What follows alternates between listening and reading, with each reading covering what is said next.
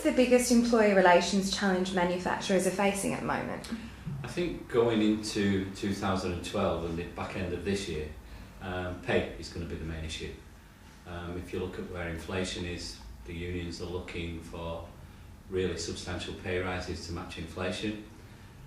Even a 3% offer of pay increase is being deemed a pay cut. There's some real challenges ahead for organisations to see how they can match the aspirations of both the unions and their employees. And what about pensions? Is that a challenge also? There's been a lot of publicity in relation to pensions in the public sector. But what we need to be aware of, there's still some of our larger manufacturing organisations have final salary pension schemes. And lots of those are under review. Now, if there's ever a banner that the unions need to unite their members, pensions is it. Because that's seen as the last thing that they've got that will protect them going forward into old age, and they are defending those rights vigorously. And it won't only be in the public sector. The private sector should brace themselves.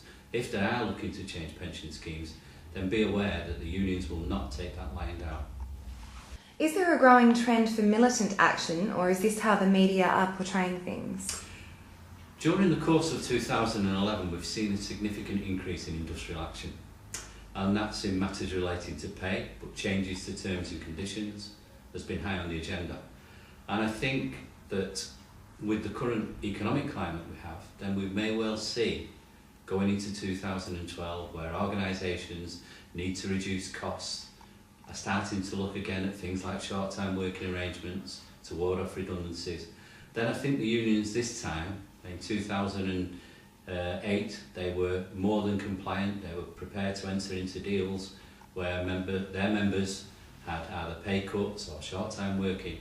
But what I think you'll find this time is that the unions take the position that we've done enough, that we've seen the workforce cut in lots of areas, and I think they will defend the rights of their members, and of course inevitably that could lead to some forms of industrial action. Now, do you think manufacturers will feel the pinch further in 2012? I think in certain areas it's inevitable.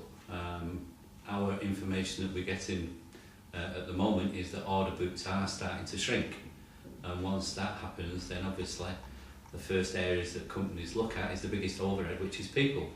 So I think there's going to be some major issues going into 2012.